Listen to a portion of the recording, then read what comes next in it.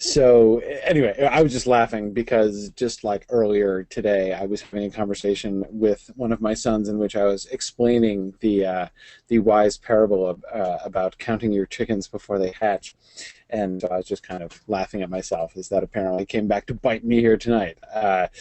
But anyhow, yes, Tom, no, it wouldn't happen to a mentat, and it is true sometimes, at times like this, I can certainly have sympathy for the Butlerian jihad, but that's okay. We're okay.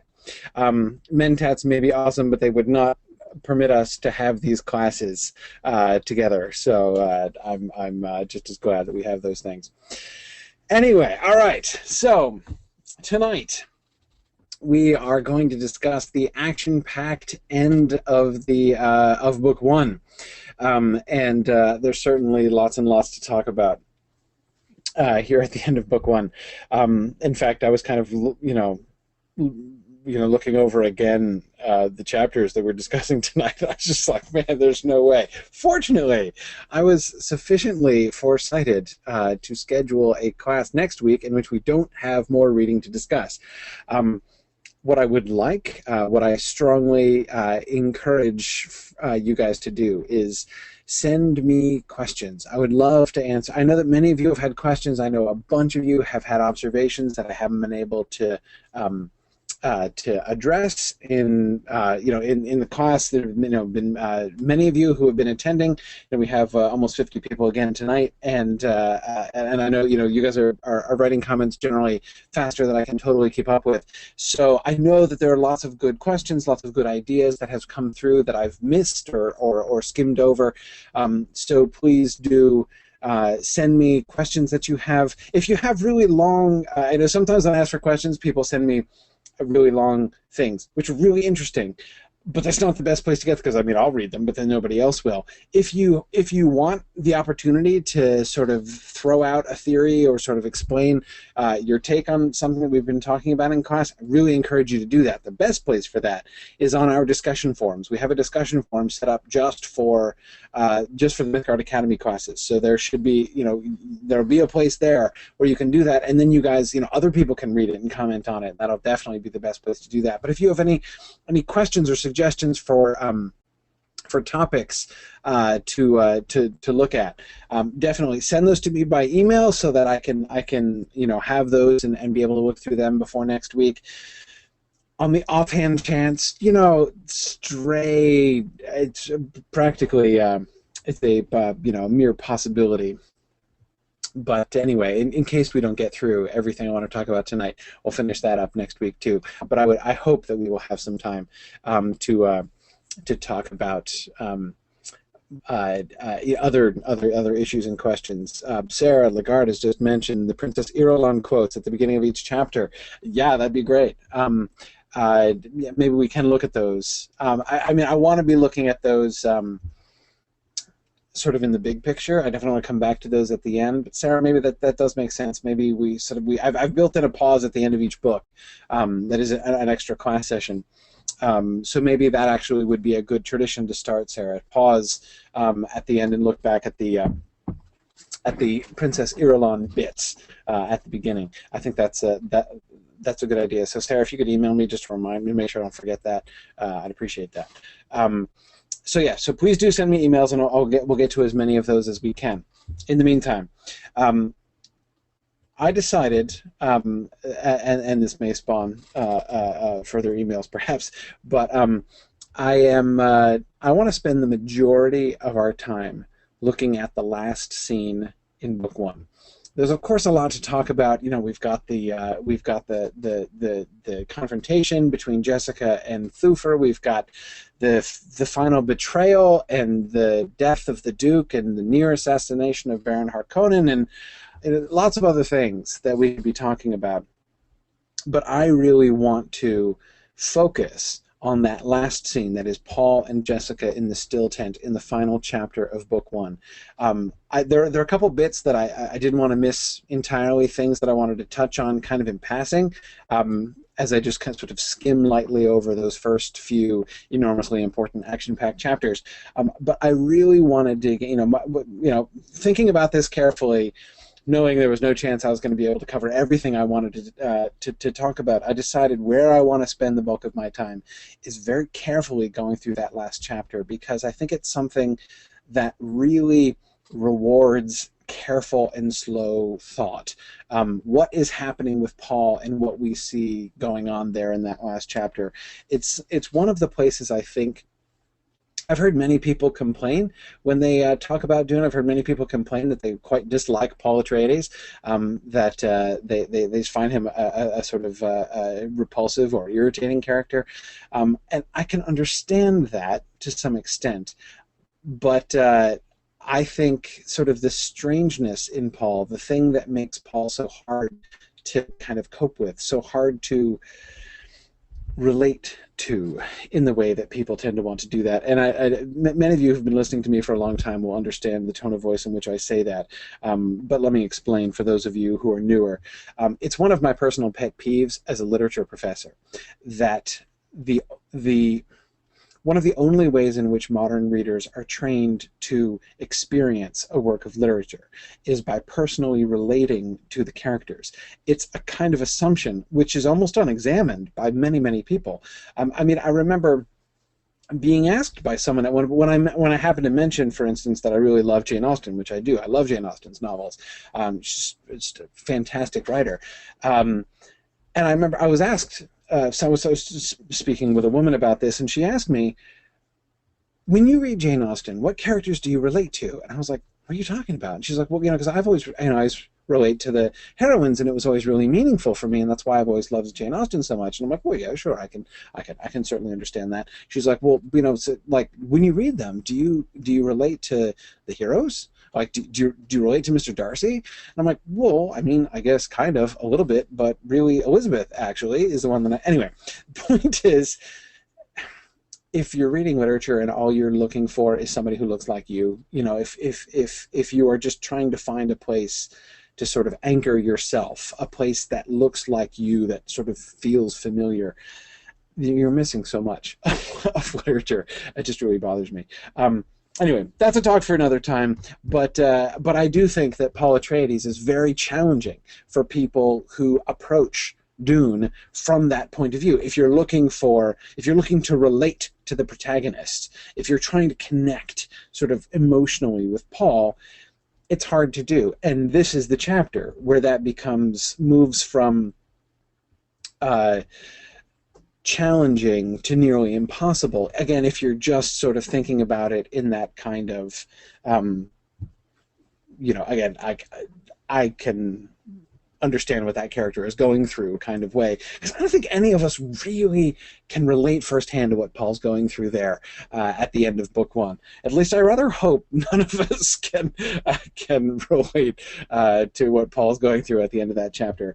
And I find that in my own readings of Dune, many times I know that there's so much going on there, and he shifts so quickly that it's easy for it to go by. So partly for my own edification, I want to sit down and actually go through that really carefully and see what happens. So, okay, so that's what we're going to focus on tonight. But before we get there, there were a few things that I did want to make sure.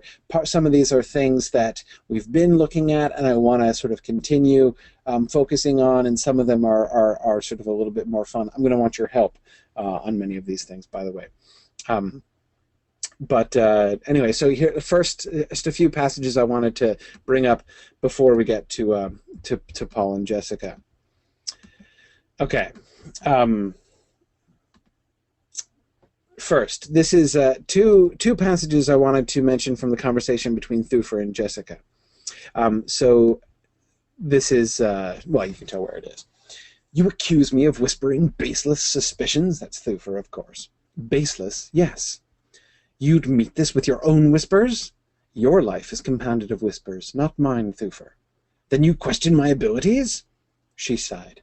Thufir, I want you to examine your own emotional involvement in this. The natural human's an animal without logic.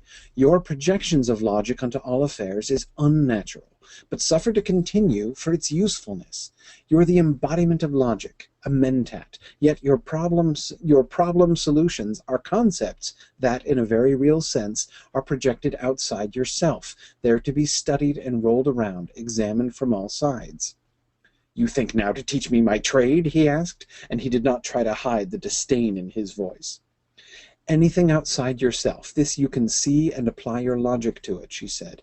But it's a human trait that when we encounter personal problems, those things most deeply personal are the most difficult to bring out for our logic to scan. We tend to flounder around, blaming everything but the actual deep-seated thing that's really chewing on us. By the way, I find the image of the thing that's really chewing on us really interesting in regard to the metaphor of the animal in the trap chewing off its own leg that the Reverend Mother brought up at the beginning. Of course, you notice, and it's clear that whenever a Bene Gesserit uses the word human, they're doing so very deliberately, right? Remember, she takes Paul to task on this when he calls the Baron a twisted human, and she says, don't use that word lightly, and he's like, shut up. Hey, we'll look at that later on. But anyway, so again, when she used, I bring this up merely to demonstrate. It's pretty clear that when Jessica uses the word human, she's doing it deliberately and using it in the Bene Gesserit sense.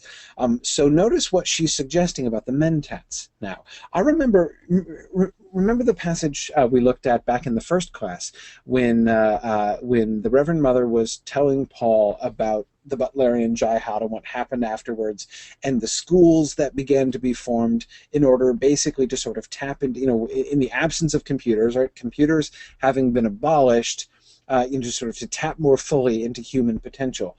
And she said there were two relics of those original schools, right? One was the Bene Gesserit.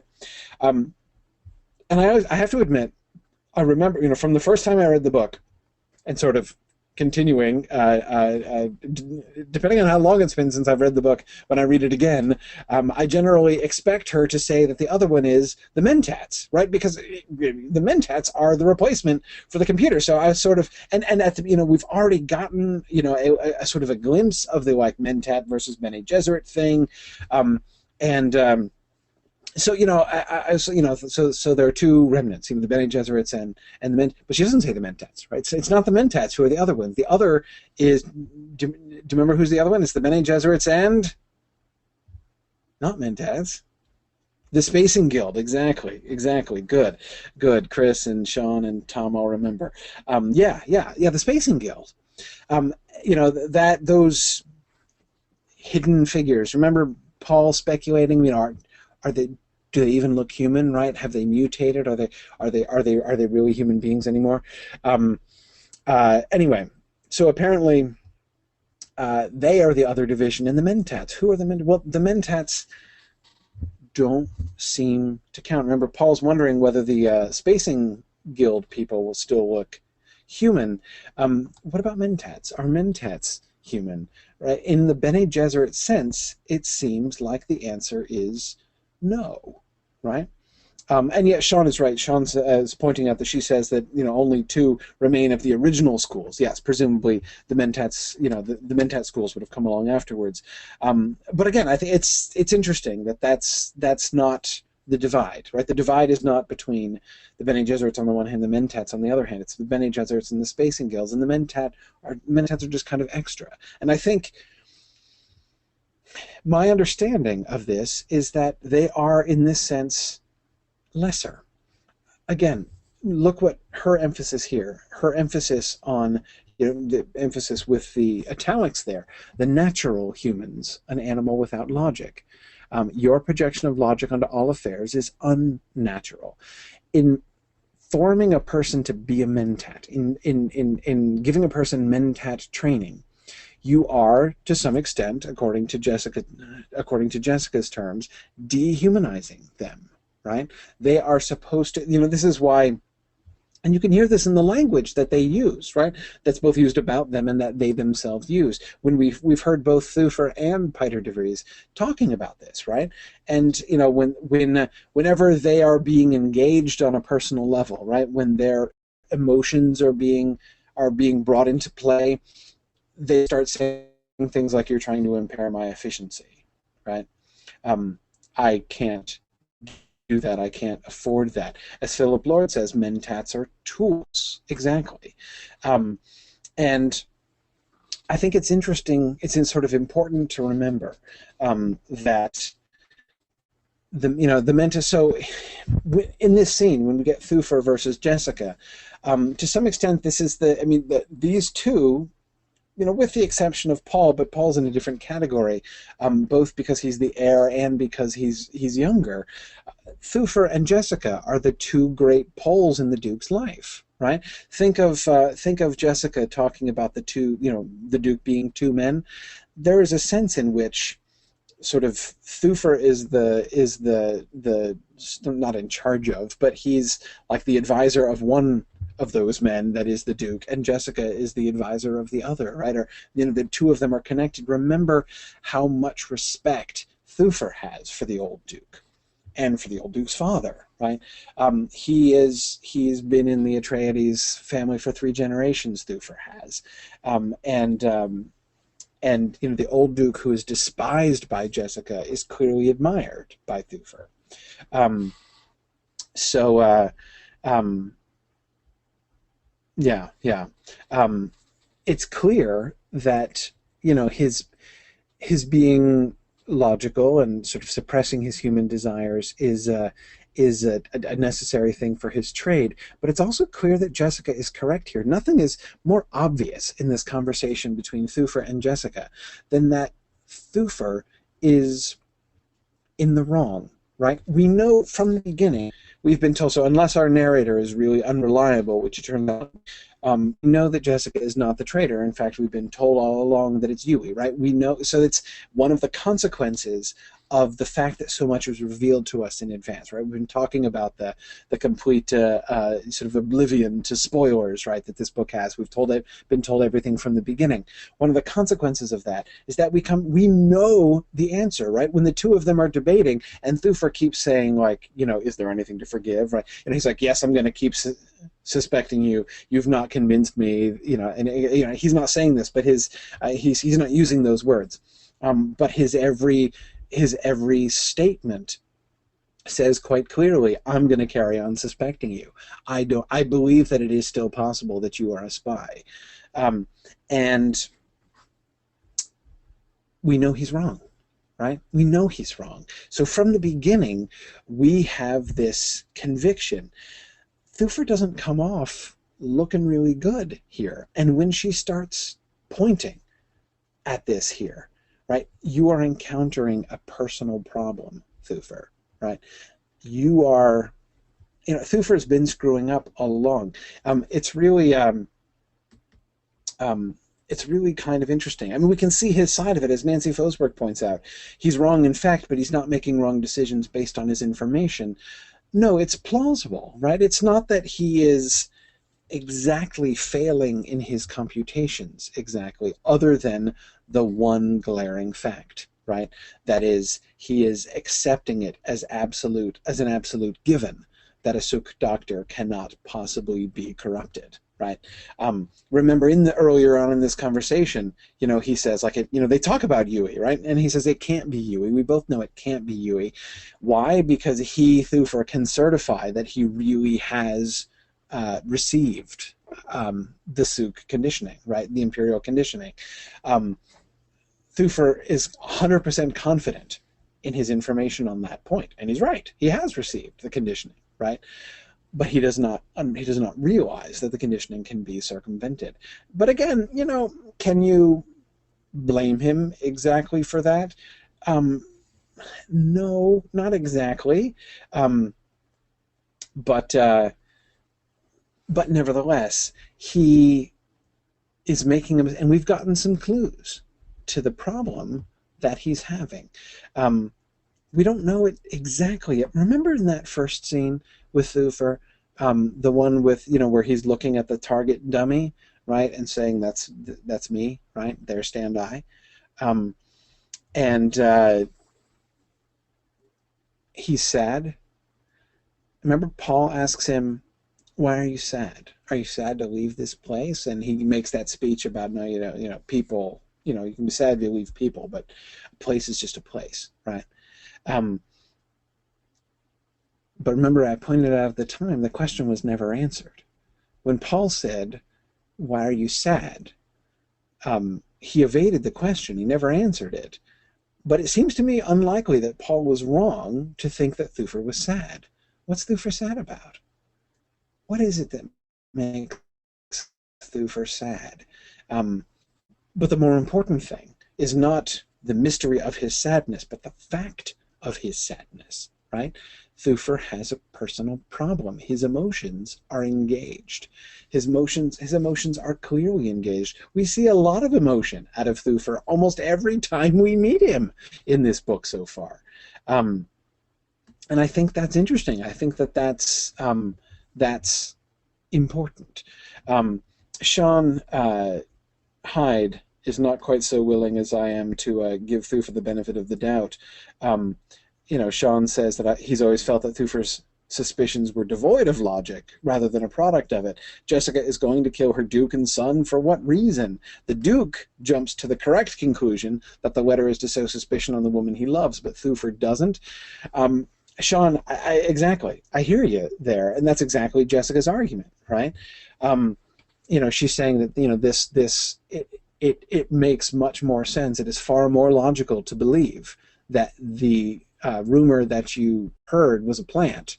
That is more logical than that I am a traitor. But anyway, yeah. And Kevin, you're right. The Baron's plan is brilliant, right? All the signs. This is all signs that the plan is working. Yes, absolutely, it is.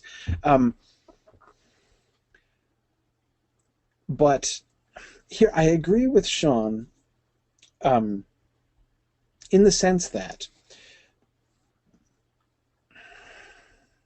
Thufir doesn't see it, right? Thufir can't figure it out. Why? Or rather, I always want him to be able to figure it out.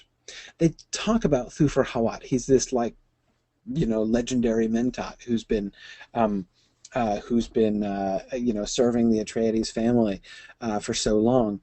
But he doesn't seem very good. We see him messing up all the time. And the Duke seems to get it better. I agree with Sean. That's the same thing. He sees it, right? And we see Thufir so conspicuously fail to consider the one possibility, which in fact turns out to be the case. But to me, the more important thing is the fact of his emotional involvement. There are a few mysteries about Thufir's character, I think, that still stand at this point in the book. Why was he sad to leave Caladan exactly? Or why was he sad upon the leaving of Caladan?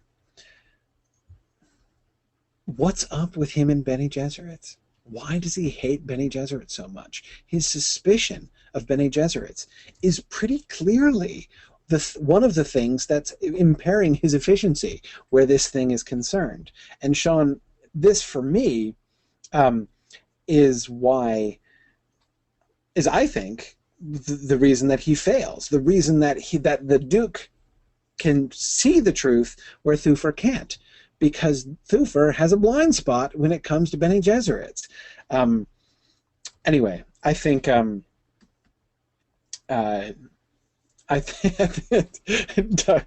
says that Thufir's kind of like, and Doug Overmeyer says that Thufir's kind of like Yoda in The Empire Strikes Back. None of his predictions come true, but we think he's this wise fellow. Yeah. He is. What's wrong with Thufir?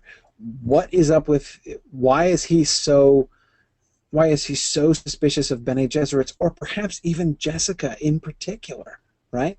He seems to have issues with Jessica from the very beginning of when we meet him. Right? We were looking at that scene where he's thinking about the Bene Gesserit witch and why is the Reverend Mother here and what is she doing to Paul and all of those things. Yes, Neil says he knows about their political manipulations. Yes, he does. But he's Mentat, right? Why can't he just take that into his calculations? Why can that not just be a datum for him, right? Again, the problem is his emotional investment. You say Bene Gesserit to Thufir and he gets pissed off. A Mentat's not supposed to get pissed off, right? That's just his efficiency. We see his efficiency impaired constantly throughout this first book.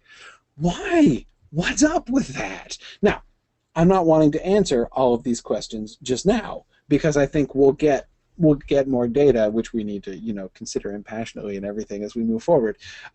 But this to me was a fascinating moment because she seemed, when she starts lecturing him here, which offends him, right? You think, now to teach me my trade, it's like, yeah, Thufir, shut up and listen, right? She's right. She's describing exactly what you're not doing right now, right? You are so focused on your suspicion of her because you distrust her, not because it's likely that she is the traitor, but because you just have an issue. Yeah. Chris Swank points out that both Mentats are plagued by their emotions. Thufir by jealousy and hatred of Bene Gesserit, Piter by his lust for Jessica, his underestimating of Ewad's hatred of Harkonnens. As a school of logical thinkers, Chris says, I'm not impressed. Yeah, I agree. I agree, and it is fascinating that the two examples that we get of that, of Mentats, both of them seem to sort of have their issue here. James Stevens was just pointing out the same thing. Piter has a lot of flaws as well.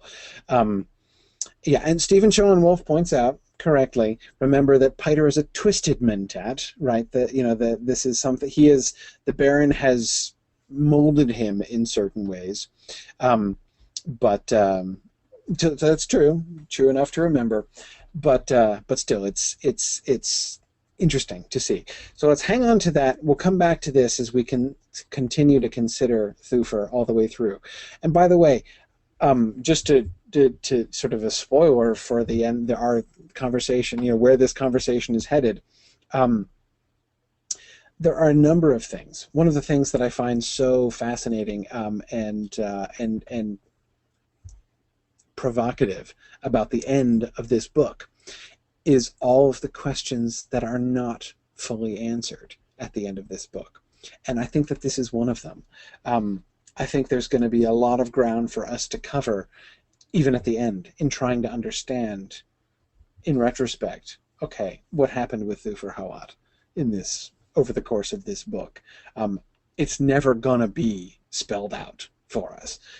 So I think, anyway, but that's why I want to pay attention to it. I think it's going to be something that'll be really interesting to discuss together as we go through.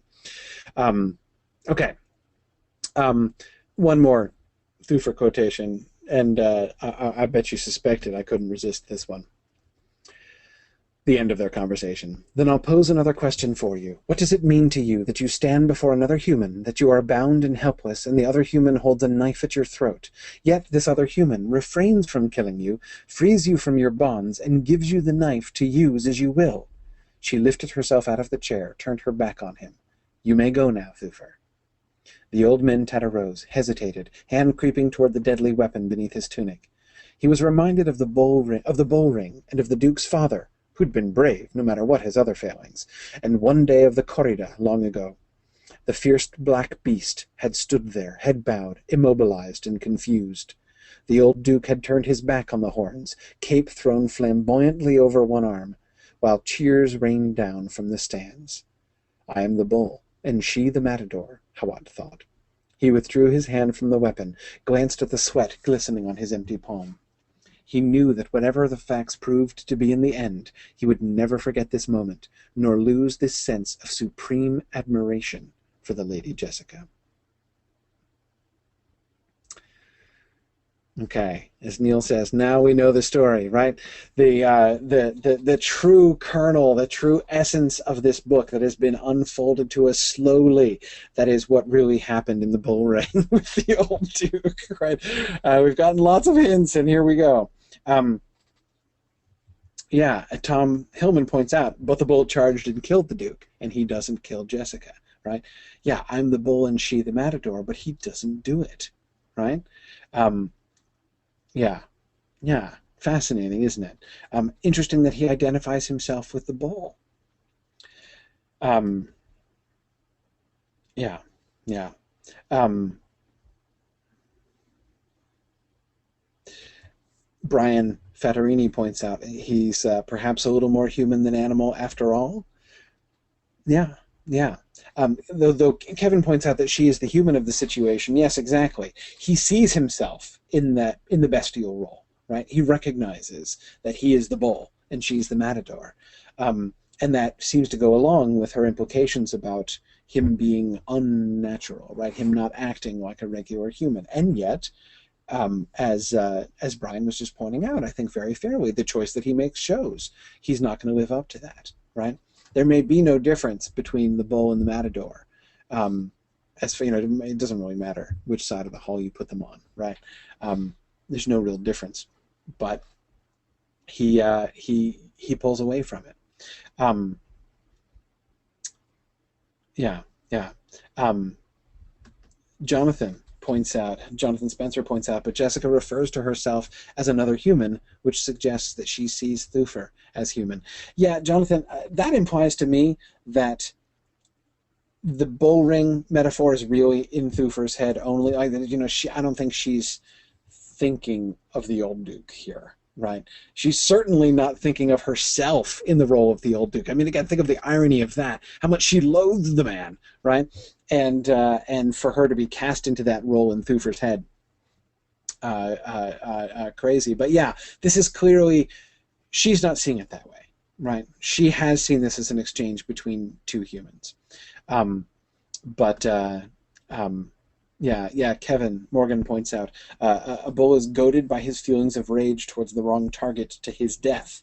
The red flag. Yeah, and Thufir isn't, that's what's happening to Thufir, right? But she's not the matador, right?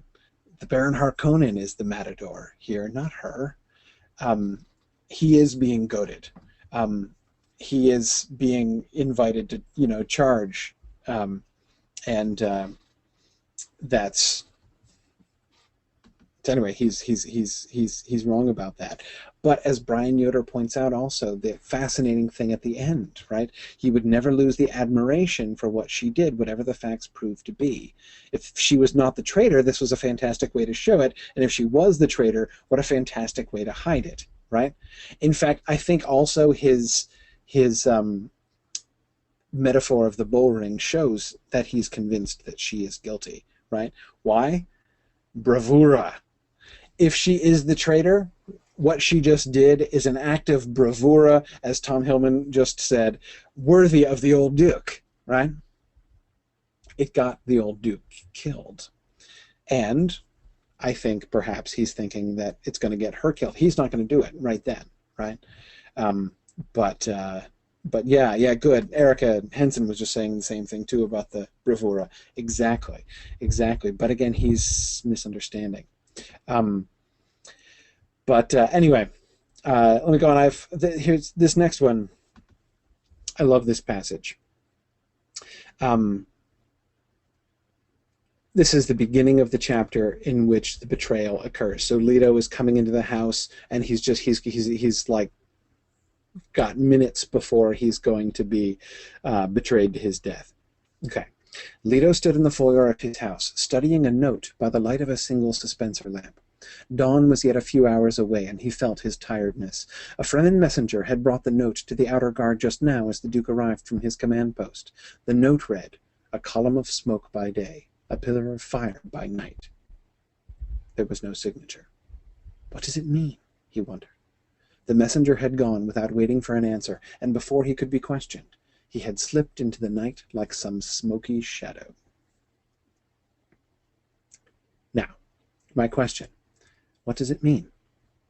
And I ask this because I have no idea myself what this means. Now, I can help unpack it a little bit. I do get the reference. The quotation, "a column of smoke by day, a pillar of fire by night," is doubtless a quote from the Orange Catholic Bible. I'm not sure Catholic Bible. I can tell you what its context is in the Bible with which I'm familiar. This is a quote from Exodus. It's about, so this, after the Israelites flee from Egypt, they've gone through the Exodus. They are being guided. They are guided by God in the wilderness, right? So the people of God are being guided by Him. And he takes the form of a pillar of smoke by day and a pillar of fire by night, and he goes before the Israelites and brings them to the Red Sea, which for a time sounds like a bad idea until the whole parting of the Red Sea thing. So it's speaking of divine guidance of the people to the way of escape. Now, this all sounds really attractive from a Fremen point of view, right? Thinking of the Fremen prophecies and everything. So, okay. I could understand it if, if like some of the Fremen were just like sending notes to Paul or something, but this is not. This is a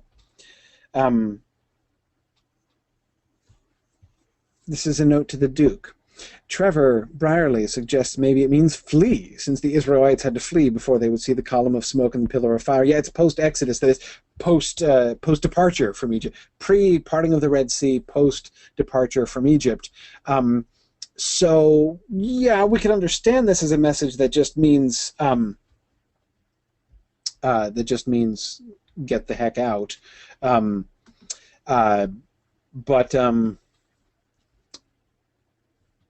But it's kind of odd, isn't it? I mean, who sent that? And what? That's really cryptic. If that's the answer, yeah. I mean, Nancy says he can't interpret it that way. Yeah. I mean, how would he interpret it that way? James says, is it the Fremen trying to say that they're willing to help the Duke if he needs it? In which case, what? He's the Israelites, and they're what? God? The Red Sea? Well, I mean, it's a little hard. Okay, Brian Federini thinks it's a reference to Tuic. Okay, how? Explain, Brian. I don't get it. Yeah. Guiding his house through the wilderness? Yes. Possibly.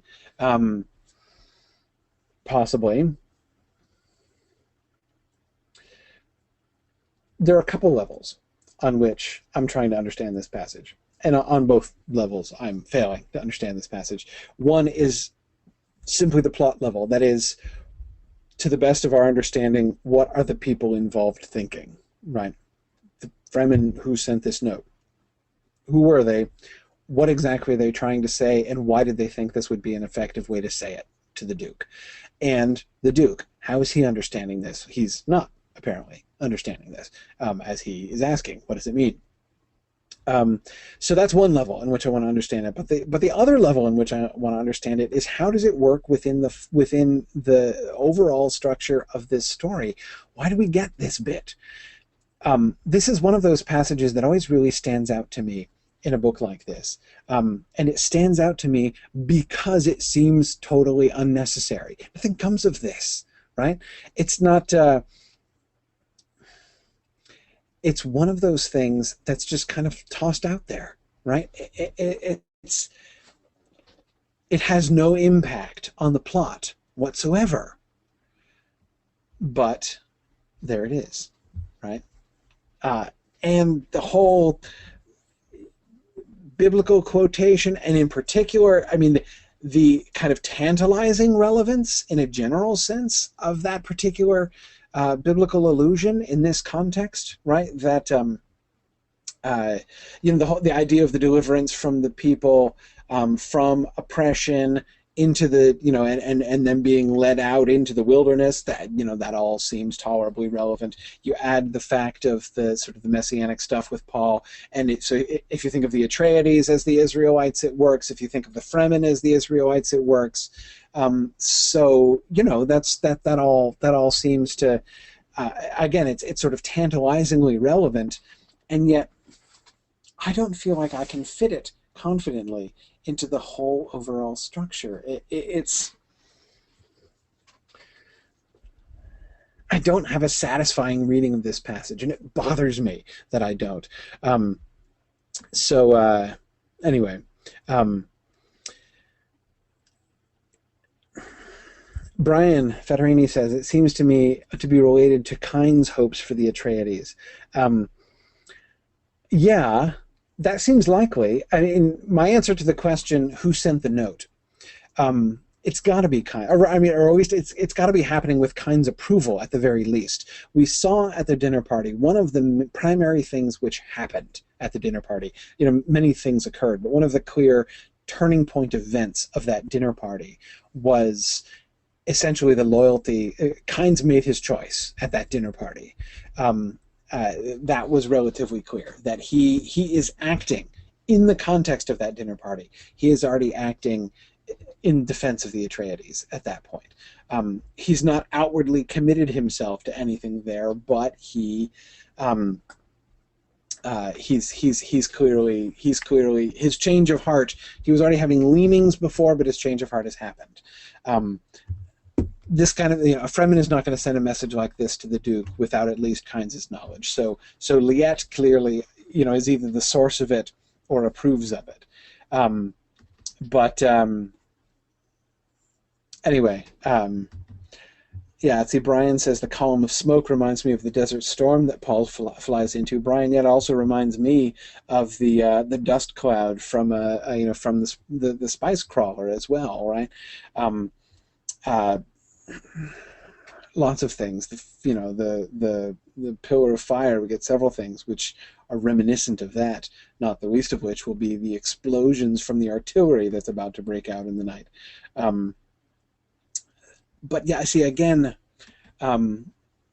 these things are. It's why I find this passage so tantalizing. I feel like.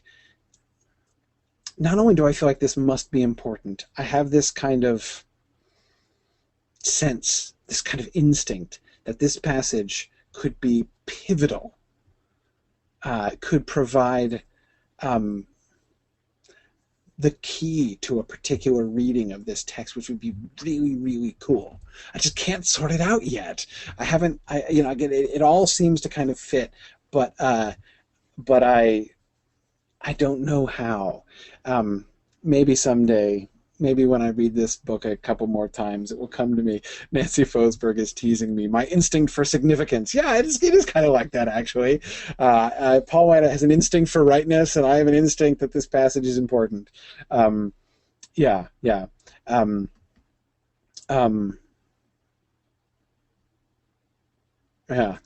Well, we'll see. Maybe more will happen that will make sense of it later on. So maybe we'll come back to it. But I couldn't pass it over entirely because it just seems to. Anyway, I wanted to share it, see if get you guys thinking about it too, and then you'll be better prepared to help me with it later on. If any brilliant insights come to you, send those to me by email, and we can maybe talk about it next week. One glimpse at the Harkonnens on the way out. A pity to waste such fighting men as the Dukes, he thought. He smiled more broadly, laughing at himself. Pity should be cruel. He nodded. Failure was, by definition, expendable.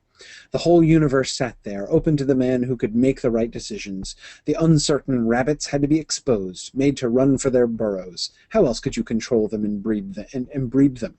He pictured his fighting men as bees routing the rabbits, and he thought, the day hums sweetly when you have enough bees working for you.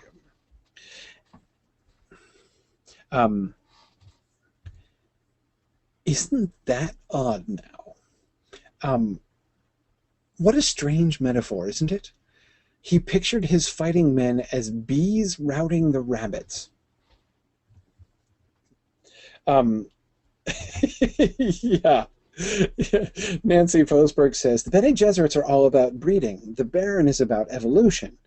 Also, bees? Yeah, Nancy, that is exactly my thought. Um, I was like, bees are an odd choice. Stephen Schoenwolf says the same thing. I can't think of any time where bees attack rabbits. No, I can't either. I mean, who thinks that way? You know, imagining your enemies to be rabbits is fine. I mean, like that seems normal enough. But to imagine your own men not as, say, hounds pursuing them, or even less flatteringly, ferrets, pursuing them and tearing them to pieces underground. No, bees. Bees. My men are bees for some reason attacking the, the rabbits. Gerald says maybe the Baron isn't that familiar with the natural world. Yeah, awkward metaphor. Not actually. Bees don't attack rabbits. In fact, Baron. Though again, the very unnaturalness of it seems appropriate to the Harkonnens as well. Yeah, yeah. Jesse, you're right. Jesse Tumblin says he has this image of like Winnie the Pooh meeting Watership Down, except when you put those two things like together in the mind of an evil pedophile, it gets really disturbing. Yeah. Anyway, there can be. Tom Hillman is suggesting he sees his men as mindless drones, and both Neil and Sean are pointing out that bees. Bees very often die after they sting. Seeing sort of his men as expendable. Trevor is suggesting he thinks of them as bees, his men as bees, which sort of shows his own contempt for the men who serve him. That seems sort of fair. I mean, it seems almost all to just be building up to that last time. The day hums sweetly when you have enough bees working for you. The sound of his fighters at work exterminating the Atreides is a sweet hum in his ears, right? A hum as of bees. Yeah.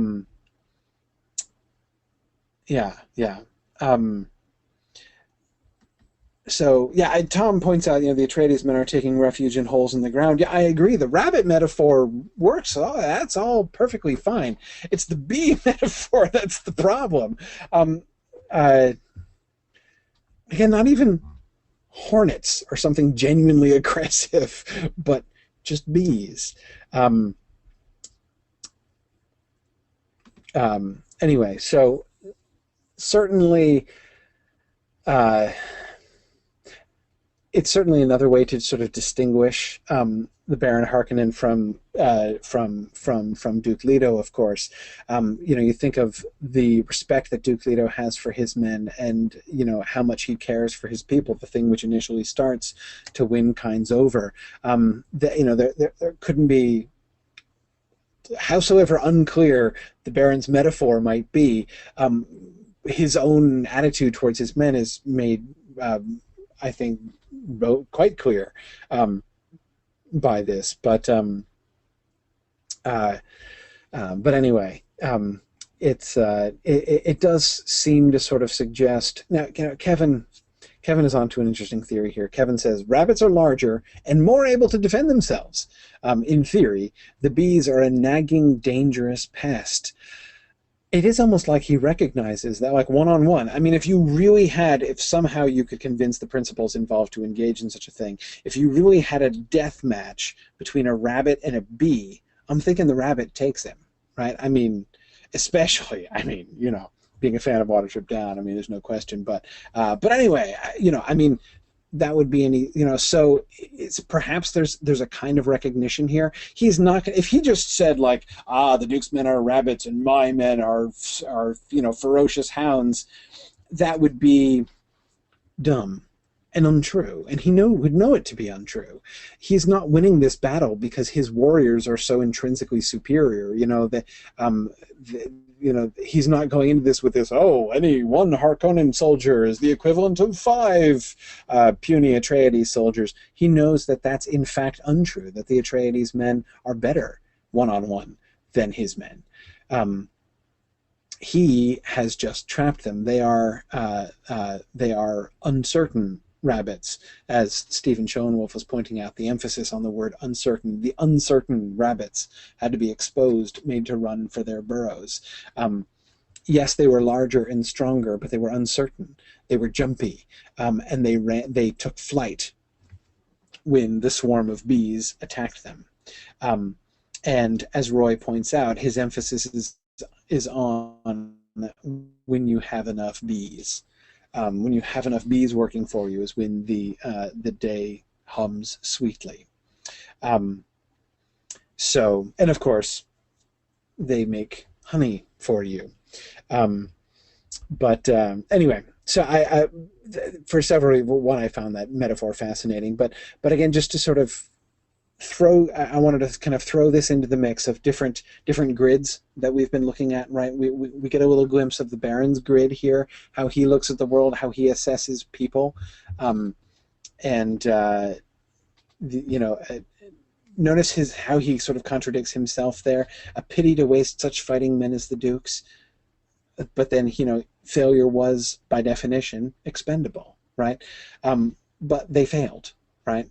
Therefore, they were expendable. Anyway, the Baron's grid is one of those grids that I want us to be coming to understand a little bit as we move through.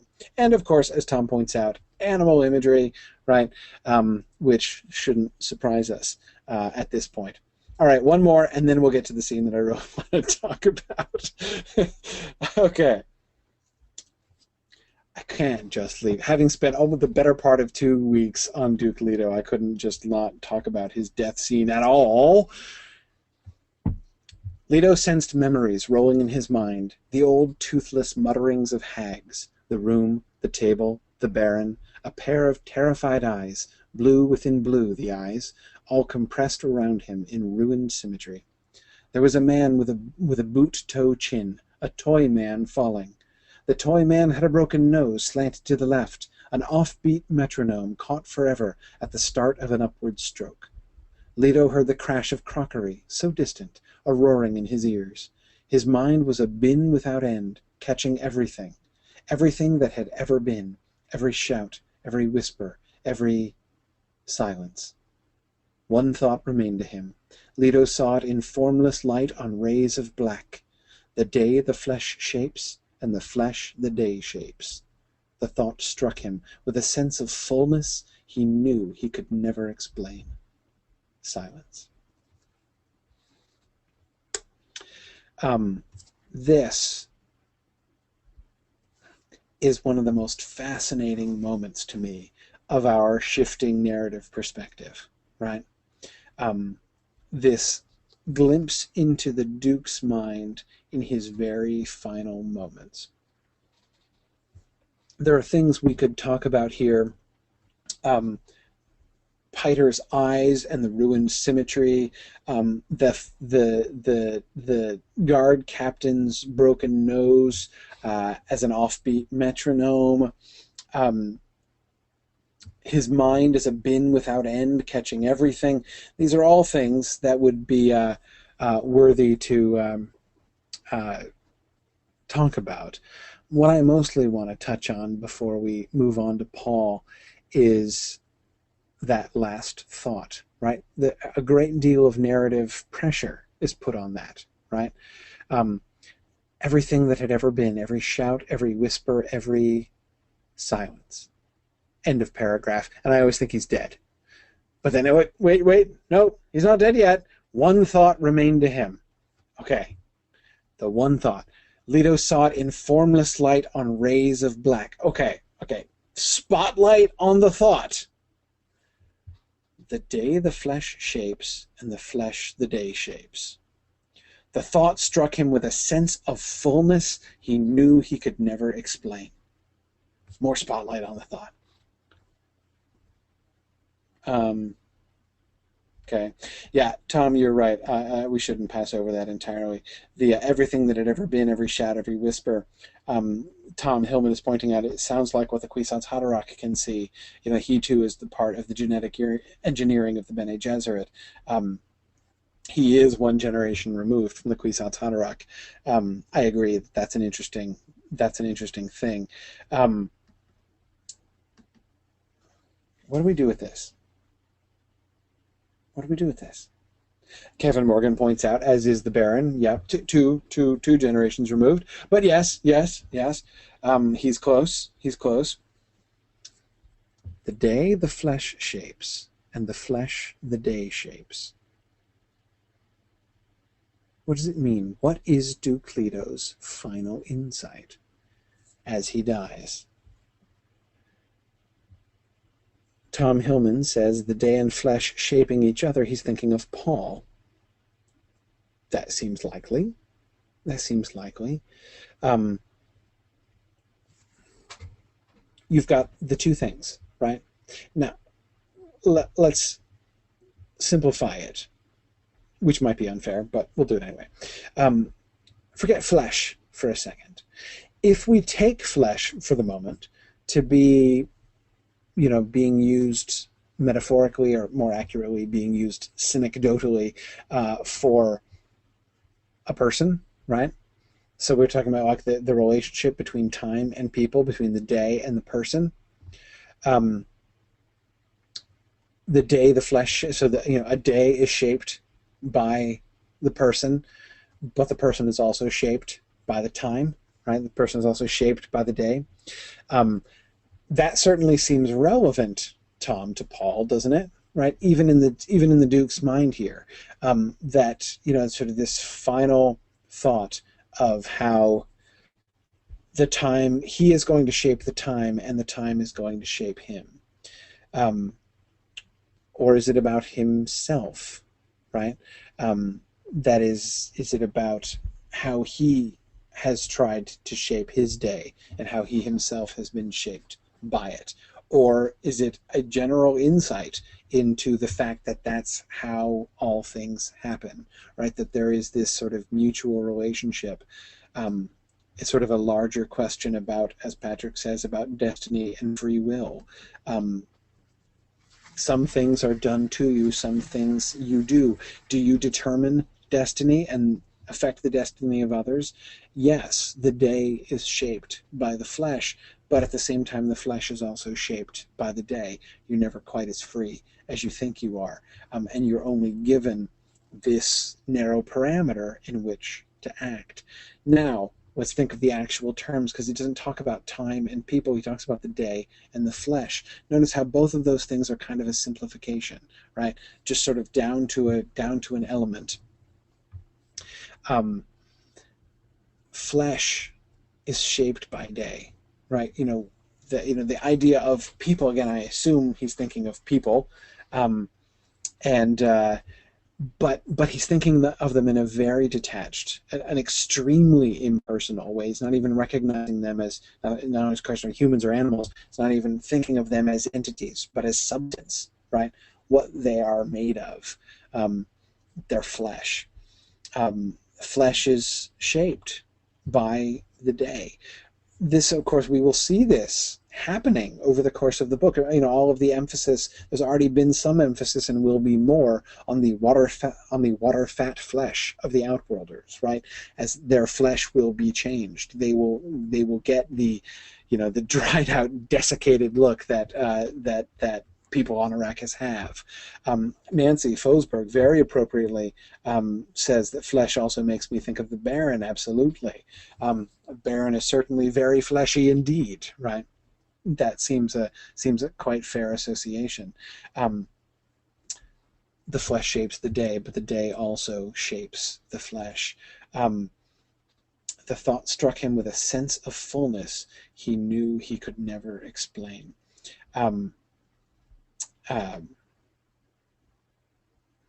Yeah. His final insight seems to be into this question of destiny and choice. Don't worry, I'm not going to start talking about Boethius. Um, but I think that that's going to be, whether or not he's thinking of Paul, I don't know. He might be thinking about himself. He might be thinking about the Baron. He might be thinking about all of these things. He might be recognizing in his dying moment some kind of abstract truth. But in any case, if we're understanding that sentence properly, it certainly does relate to what we're going to be seeing and the struggles that Paul is going to be going through the rest of the story. And with that seamless segue, let us look at the awakening of Paul's awareness. Okay. Since, class is already 3/4 done and everything, I decided we're now going to start the thing I wanted to spend the whole class on. Something had happened. Now, I said I want to go through this passage carefully. So there's like 20 pages that we're going to go through. Not quite pages. We're going to skip some bits, but there's going to be most of it I want to look at, because I want to be looking at the progression of ideas here. Okay. Something had happened to his awareness this night. He saw with sharpened clarity every circumstance and occurrence around him. He felt unable to stop the inflow of data or the cold precision with which each new item was added to his knowledge, and the computation was centered in his awareness. It was mentat power and more. Paul thought back to the moment of impotent rage as the strange thopter dived out of the night onto them, stooping like a giant hawk above the desert, with wind screaming through its wings. The thing in Paul's mind had happened then.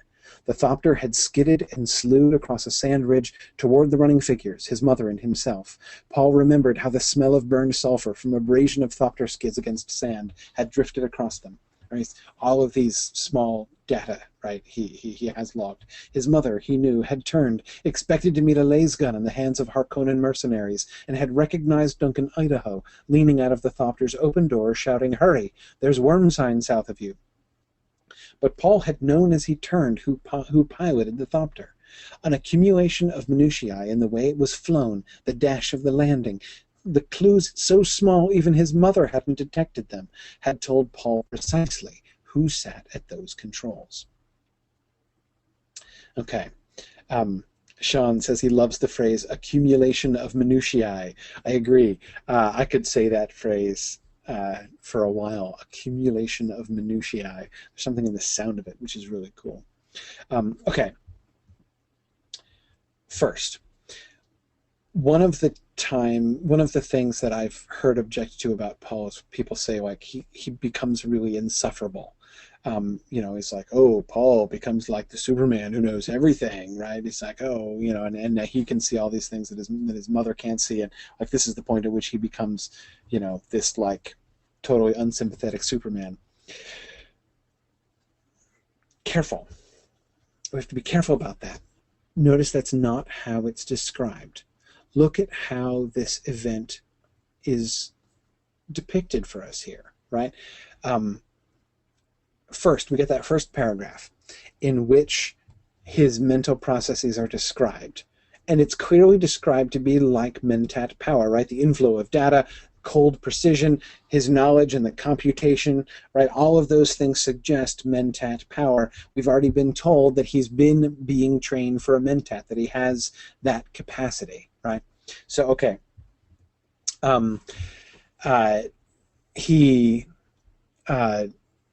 But it's not just that. It was mentat power and more. Oh, well, okay, from that first paragraph, it just kind of sounded like mentat power. So it was more. What else is it? Second paragraph, we learn that there was a particular moment when this happened, right? And that was the moment in which he had this experience. What was the experience that he had? The experience that he had, we get the description of what occurred. The fourth paragraph there is what describes what happened. An accumulation of minutiae in the way it was flown, the dash of the landing, clues so small even his mother hadn't detected them, had told Paul precisely who sat at those controls. What happened was he just knew it was Duncan Idaho. How? By some kind of mystic insight? No. By the accumulation of minutiae, by being a superior observer to a trained Bene Gesserit, right? And remember, the trained observation is one of the things that the Bene Gesserits are trained in. We've been told from chapter 1 that this is a major part of the Bene Gesserit training. He's been trained to observe tiny things, tiny indicators that most people don't notice that enable him to draw conclusions about people, right? So, okay. So he is drawing conclusions so that still kind of sounds like mentat stuff, right? Though, so he's mentatting, but he's also out Bene Gesserit, I don't know how to make that a verb. The Bene Gesserit, right? Okay. But notice, to me, the really interesting thing about this, okay, but this just started happening, like all of a sudden I became, everything just kind of clicked, and now all of a sudden I'm a mega mentat Bene Gesserit guy, right? No, look at second paragraph there. The thing in Paul's mind had happened then. The thing in Paul's mind had happened then. Yeah, some kind of switch, turn, flips, right? Something occurs. He can point to so this is not just, I've always been really smart, and this is the moment when I began to exert my intelligence, right? No. And yes, he's been trained as a Bene Gesserit, and he's always been good at that. But this is not like, I've been getting in bed, and I've finally gotten a hang of the learning curve. No. And this is like, I'm training to be a mentat, and I have the capacity, and now all of a sudden No, it's all of a sudden, whap, all of them come together. Now he goes from mentat in training to super mentat. He goes from Bene Gesserit in training to super Bene Gesserit. And it's a thing which happens at this particular moment, and he describes it as, the narrator describes it as a thing that happens in Paul's mind, as if it happens to him, not from him. Let's carry on. Remembering the letter, Paul re-experienced the distress of that moment, a thing sharp and strange that seemed to happen outside his new mental alertness. He had read that his father was dead, known the truth of the words, but had felt them as no more than another datum to be entered in his mind and used. I loved my father, Paul thought, and knew this for truth. I should mourn him. I should feel something. But he felt nothing except, here's an important fact. It was one with all the other facts. All the while his mind was adding sense impressions, extrapolating, computing. Okay, so he is mentating.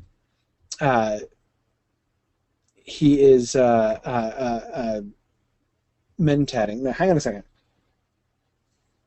Several of you are making suggestions, which are perfectly sensible suggestions in their own right, but I'm going to resist them. Let me explain. Several of you are making suggestions about, this sort of moment is being triggered by his stress or his rage.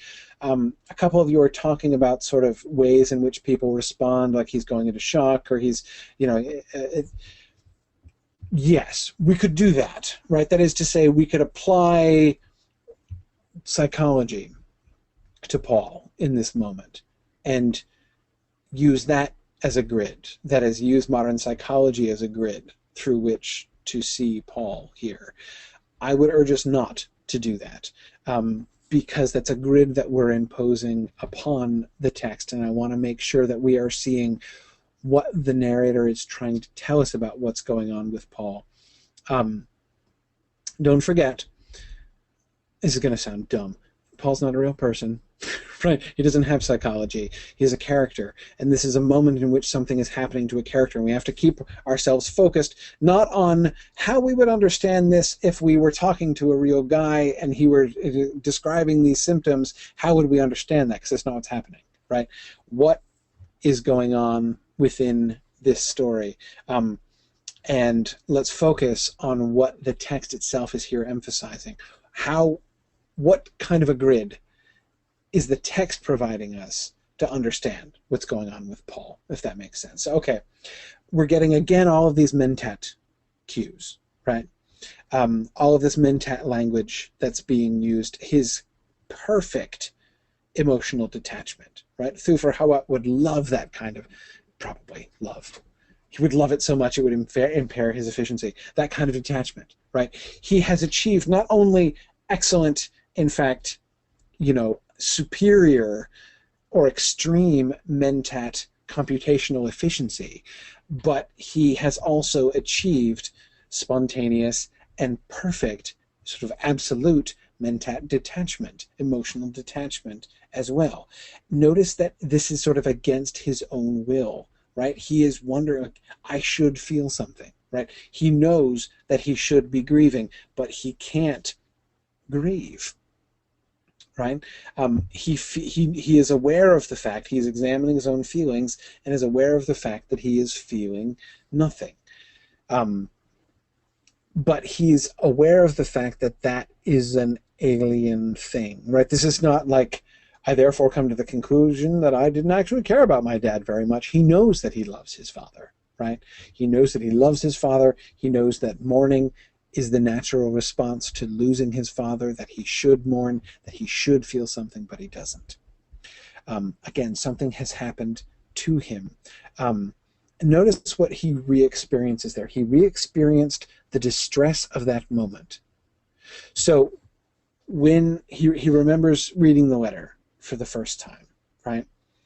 And he was distressed. When he remember the thing didn't happen until Duncan Idaho's Thopter came down. At the time he experienced distress, and when he remembers it, he re-experiences that distress, a thing sharp and strange that seemed to happen outside his new mental alertness. So you've got his spontaneous experience of emotion, which he no longer has, but which he can recall and sort of re-experience in memory. But when he re-experiences it, his mental alertness is separate from that, and he can turn and examine even that re-experience of emotion with his new mental alertness, as it's described here. And his mind is continuing to add sense impressions, extrapolating, computing, and is gathering all these data and putting things together. So this first impulse is this, again, it's still, as Kevin says, it's still an alien thing. It does seem to be, it's described as an alien thing. Good, Brian Federini made a great point that his lack of grieving seems to offend his sense of rightness. Yeah, it does. Good. Nancy Fosberg says, seriously though, his emotional detachment is the least strange thing that's going on with him here. Yeah, agreed. It's just kind of drawing attention to what's going on here, isn't it? But anyway, okay, so the two things that I'm kind of holding on to so far about what we see happening to Paul, what is this thing that has occurred to him in this moment, is that one, it seems to be going primarily in the mentat direction, right? We've got the observations, the super Bene Gesserit observation thing, or rather the superior to a Bene Gesserit observations that he was doing.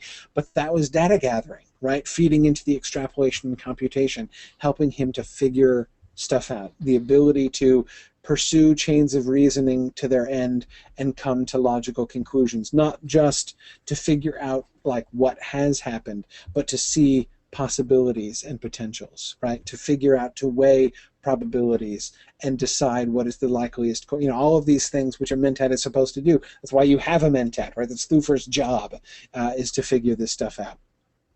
Okay, so all of these pieces are coming together for him. This is the first stage, and also that it's coming together in him. It's not him doing it, okay? Now, let's keep going. Jessica turned away, frightened of the bitter strength in her son's voice. Notice there's sometimes when I'm skipping a little bit, but I'm not skipping all that much. If you want to open your text to the passage, you'll be able to see where we're going here, and that might help you to sort of keep track of when we jump ahead a little bit. Jessica turned away, frightened of the bitter strength in her son's voice, hearing the precise assessment of chances. She sensed that his mind had leaped ahead of her. Yeah. And now it saw more in some respects than she did. One or two respects. She had helped train the intelligence which did this, but now she found herself fearful of it. Her thoughts turned, seeking toward the lost sanctuary of her Duke, and tears burned her eyes. This is the way it had to be, Leto, she thought. A time of love and a time of grief. She rested her hand on her abdomen, awareness focused on the embryo there. I have the Atreides daughter I was ordered to produce, But the Reverend Mother was wrong. A daughter wouldn't have saved my Leto. This child is only life reaching for the future in the midst of death. I conceived out of instinct and not out of obedience. Okay, so brief passage here about Jessica, not about Paul and his awareness, right? We turn our notice the first person narrative has jumped into Jessica's head here, right? And notice what we see in Jessica's head, or from the vantage point of Jessica's head, what do we see? First, in that first paragraph, how radically she underestimates what's going on with him, right? This serves to emphasize the strangeness of what's happening in him. Nothing could make it clear. Okay, nothing. Anyway, it certainly makes it very clear that what is happening to him is not normal, right? This is not part of the training. This is not part of the. This is not just like Paul's being a little bit precocious, right? No, this is something has happened. He has made a leap which she can't even calculate, right? She's like, wow, she's looking at me like, man, I trained him good, right? He's really picking up on this. No, she's recognizing, okay, something's happened here, but we know from having been in Paul's head just a second ago to now, we can see that she's underestimating the significance of that, and then she turns to thinking about the Duke. Philip says, I like the in some respects. Yeah, me too. Doesn't that read? I mean, that sounds like dramatic irony now, doesn't it? Right? She saw that. She saw it more in some respects than she did. Right? Yeah. Just a few respects there. Then she talks about the Duke and her insight into the Reverend Mother and, by extension, the whole Bene Gesserit plan, right? The Reverend Mother was wrong. A daughter wouldn't have saved my Leto. First of all, did the Reverend Mother say that? She didn't say it would save Leto, right? She said an Atreides daughter might have been married to a Harkonnen son and healed the breach. That is, ended the war between the Atreides and the Harkonnen. It didn't say anything about saving Leto, right? For the father, nothing. I'm not sure that would have changed. Anyway, this child is only life reaching for the future in the midst of death, which is a fascinating way to think about Alia's life, but even more so seems to be a characterization of her life, right? She is the one who was reaching out for the future in the midst of death. Even before the battle, being there on Arrakis, they were in the midst of death and under constant threat of death. She conceived out of instinct, it seems, because she was she was life reaching for the future in the midst of death. She conceived out of instinct and out of love, right? I have the Atreides daughter I was ordered to produce, but again, it's ironic, right? She didn't do it out of obedience. She's not being a dutiful Bene Gesserit now. She's doing it out of instinct, and clearly one of those instincts she just described, life reaching for the future in the midst of death. The other is, I would think, still her love for the Duke, her love for Leto.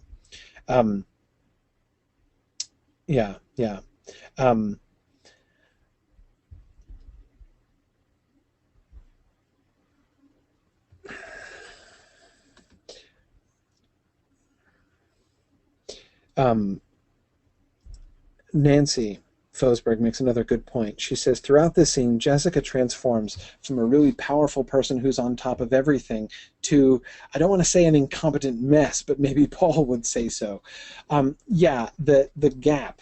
I mean, it's not just she's in charge and Paul is following her lead to, like, Paul is now ahead. He shoots so far ahead, she does look like an incompetent mess compared to him. I agree. I think this is one of the things that makes to me this scene so effective.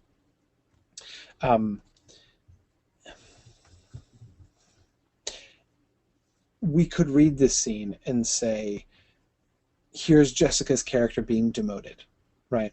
She was a great, strong, powerful character, and now she's just going to be like a satellite orbiting her son, right?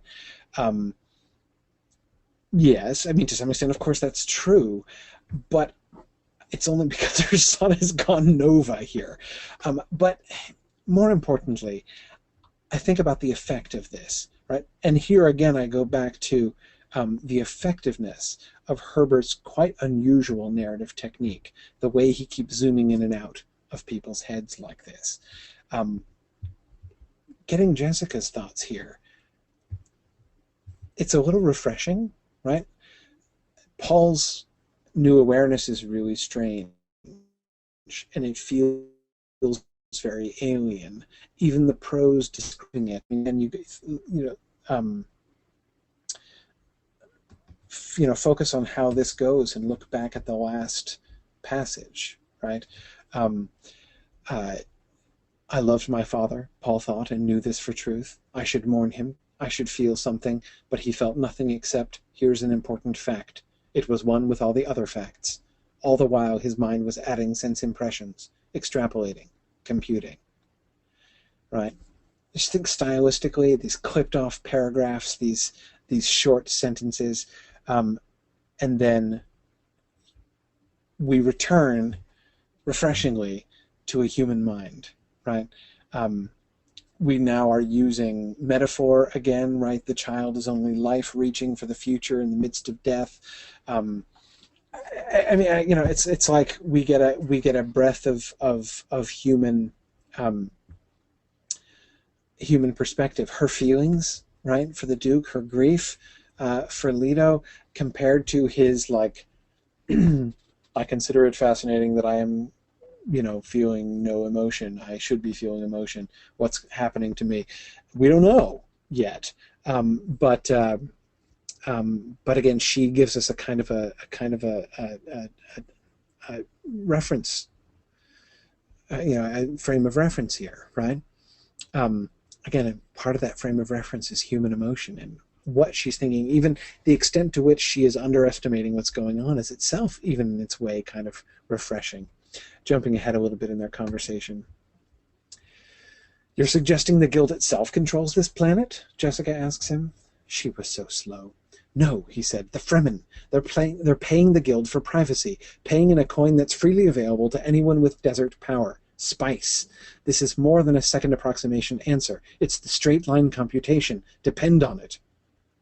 Paul, Jessica said, you're not a mentat yet. You can't know for sure how I'll never be a mentat, he said. I'm something else. A freak. Paul, how can you say such? Leave me alone. He turned away from her, looking out into the night. Why can't I mourn? He wondered. He felt that every fiber of his being craved this release, but it would be denied him forever.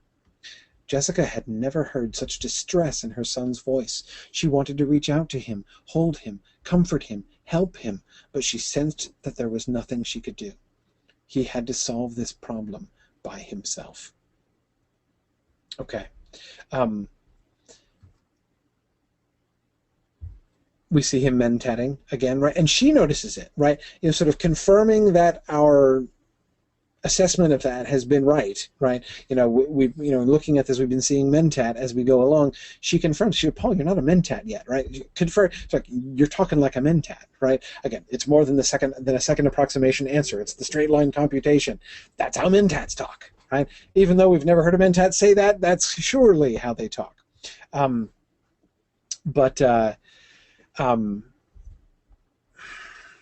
we see him concluding things that have been hinted at and which we have gotten a little bit of insight into because we've gotten inside of Kynes' head at times, and so therefore we know some things that Paul and the Atreides did not know. We see him coming, in fact, to accurate conclusions, right? Figuring out things that nobody has figured out. Again, he's not, she's saying you're not a mentat yet. And again, notice, there's an irony here. he's right.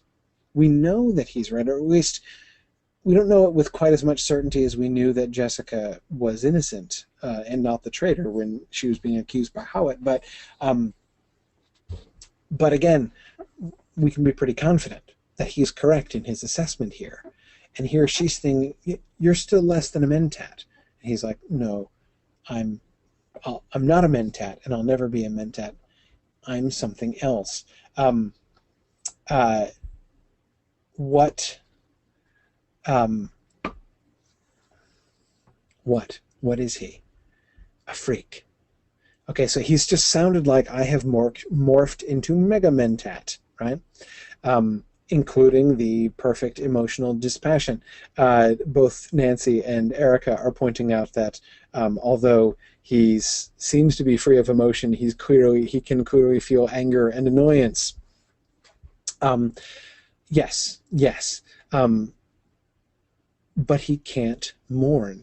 He is upset, and he is upset with himself. So I think that that's an important observation, actually, that you guys are making, Nancy and Erica.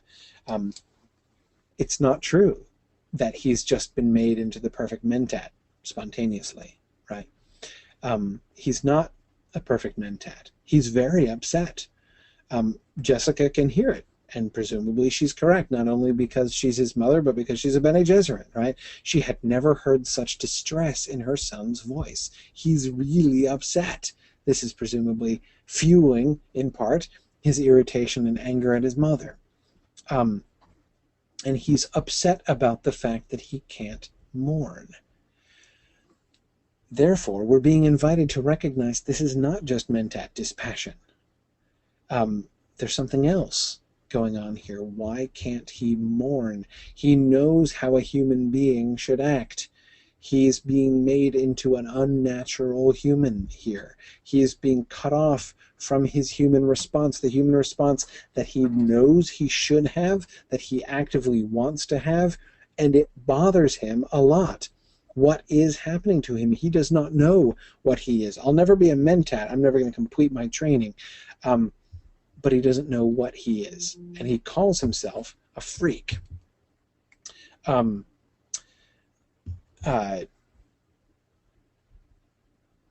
he has to solve this problem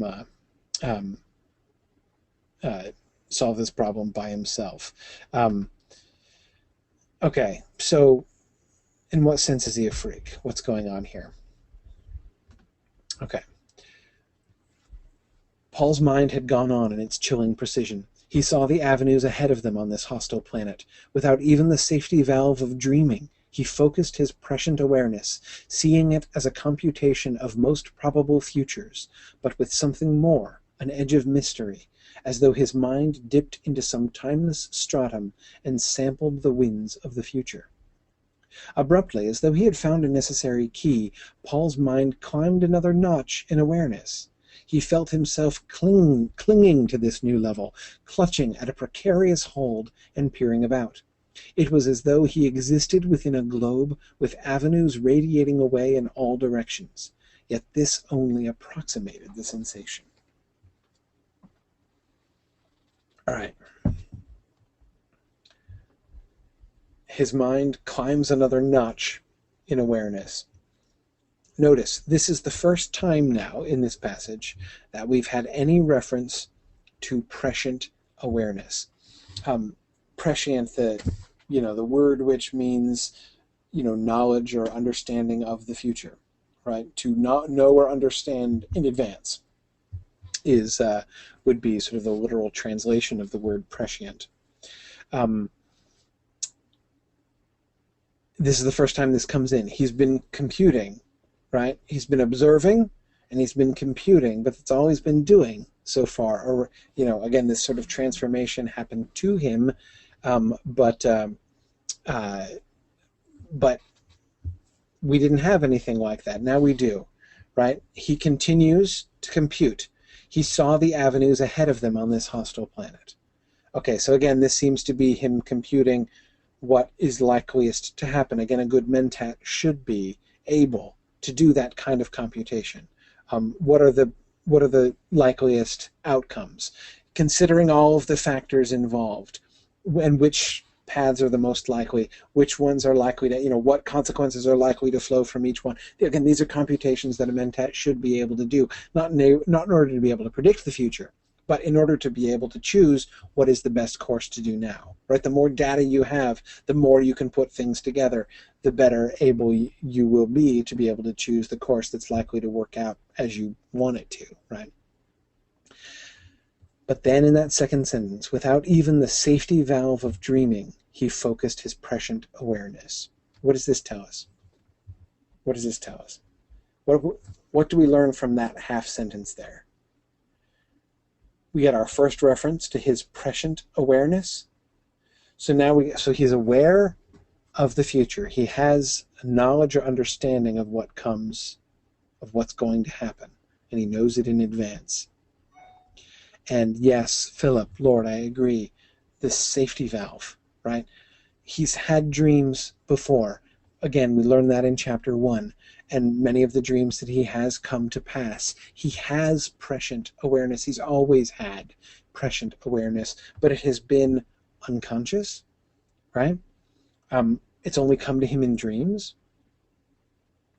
Now we learn that was a safety valve, right? Philip Menzies is comparing the computation of the future. Of course, the perfect, the ultimate example of that is Harry Seldon. Yes, in the Foundation trilogy, exactly.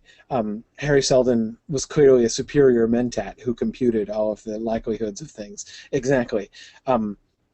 This is where this is the point in which Paul and Harry Seldon part ways, right? Yes, Neil, you had mentioned that connection too. Sort of the relationship between psychohistory and Paul's prescient awareness. It's a fascinating issue. I think actually that would be there would be a really good paper in that.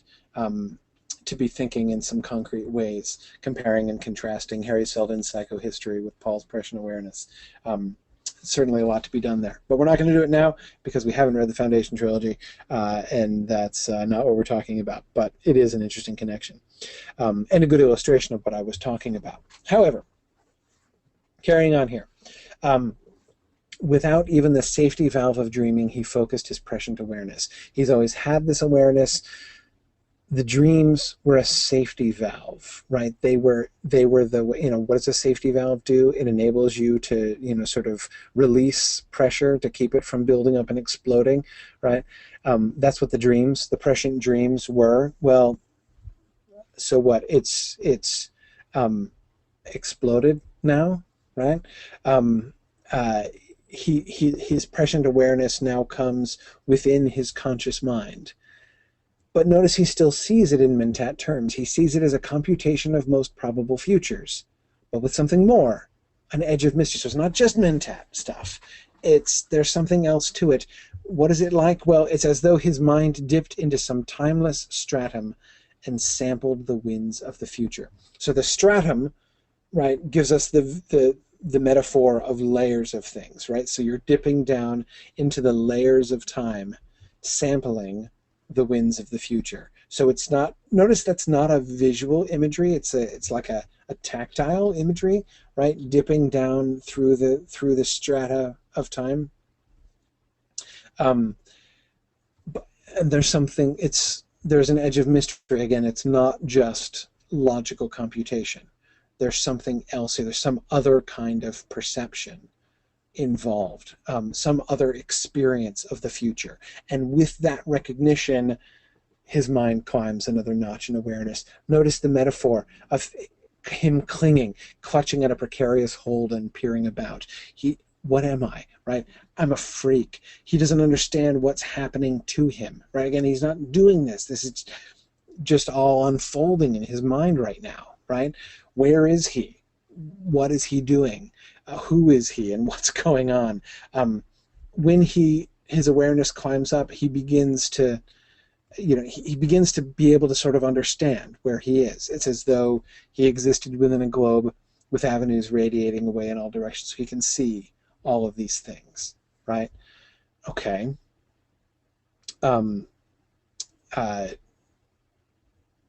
Continuing on. He remembered once seeing a gauze handkerchief blowing in the wind, and now he sensed the future, as though it twisted across some surface, as undulant and impermanent as that of the wind-blown kerchief. He saw people. He felt the heat and cold of uncounted probabilities. He knew names and places, experienced emotions without number, reviewed data of innumerable unexplored crannies. There was time to probe and test and taste, but no time to shape. The day shapes the flesh. The day the flesh shapes. Anyway, the thing was a spectrum of possibilities, from the most remote past to the most remote future, from the most probable to the most improbable. He saw his own death in countless ways. He saw new planets, new cultures, people. He saw them in such swarms that they could not be listed, yet his mind catalogued them. Even the guildsmen. Okay. Nancy says, this sounds really stressful. Doesn't it, though? Yes. And Neil is pointing out that hey, look, he does see a guildsman, though only in his mind. Yes. Okay. First, the extended metaphor of the gauze kerchief, right? The gauze kerchief blowing in the wind. So we have a plane, right? A planar surface that is a handkerchief blowing in the wind. Okay, so we've got a planar surface that undulates and moves, and therefore you can crumple up a kerchief, right? That is, you can take one point on a kerchief which is far away from another point, and as it blows in the wind, those 2 points will sometimes get close to each other, right? This is what I understand of the relevance of that metaphor. He sensed the future as though it twisted across some surface as undulant and impermanent as that of the wind-blown kerchief. The future is not rigid, right? He's not seeing across a flat plane, a flat and rigid plane, right? Seeing off into the distance, which stretches to infinity. It's not like that. He's seeing the future, but it's twisted and undulant, I love that word, and impermanent.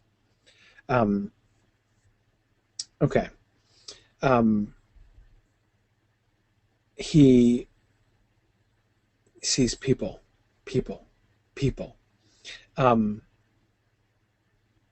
The repetition of that is really interesting, clearly important, right? Notice how fragmented, we were looking before stylistically at how clipped were the sentences, most of the sentences that described Paul's thought earlier on. Now it's openly fragmentary, right? Now we don't just get simple sentences standing as their own paragraphs, we get single words and clipped off phrases standing as their own paragraphs. People, even the guildsmen. Notice how the two things are going together. That is his prescient awareness, which is, again, it's knowledge, it's perception of things. He's sensing the future. He's perceiving the future. The mentat stuff is what you do with data, right? How you process data. And we saw before about how he's getting all of this data. Remember his awareness of the bug crawling across the tent and everything. How the accumulation of minutiae, right? That he observed and just concluded, just knew precisely that it was. It's not just that he suspected it was Duncan. It's not just that he calculated that there was a 100% chance that that was Duncan, Idaho, right? He concluded it as a certainty because of all of the minutiae he was able to observe and accurately draw conclusions from. So we have two factors here with his insight, right? One is the perception of data, right? The accumulation of data through perception. The other is what he's able to do with that data, with his computation and his processing of it. We see in his insight into what the Fremen are doing on Arrakis, right? We see the accuracy of his computational faculties here, right? He's able to put this stuff together. And now, when his awareness goes up this notch, what happens is his perceptions explode, right? He felt the heat and cold of uncounted probabilities. He sees everything, names and places, emotions without number. Notice emotions, right? Not dispassionate, mentat computation, or rather that's being combined. That kind of computation is being combined with the experience of all of these emotions, right? The experience of those emotions are being fed into, as data into what he is analyzing. Reviewed data of innumerable unexplored crannies. There was time to probe and test, but no time to shape.